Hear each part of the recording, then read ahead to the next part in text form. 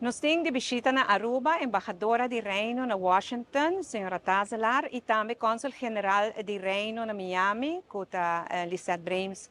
Nanta na Aruba, ser conhecido o governo, para escutar o governo, que kuta nos visão, com nos trabalhar mais junto, e que kuta oportunidade na kunanta mira para Aruba, aí na América.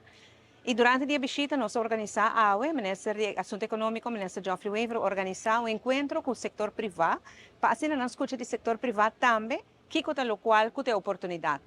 Coisa assim de Covid, está conosco, não porque depender de pilar econômico só. Diversificação de nossa economia está nossa prioridade aqui, para assim assim, nós precisamos do setor privado e toda oportunidade que nós por aí, na Miami, na Intermerca, nós estamos dispostos para aproveitar a oportunidade na aí. Essa é a meta de encontro de Aruba, mas sabia que tanto a embajadora como o cônsul general de Miami está somente encantado com Aruba, está muito impressionado de tudo o que nós mira, de recuperação de Aruba, com Aruba atender o Covid e com Aruba tem ambição assim grande para seguir crescer.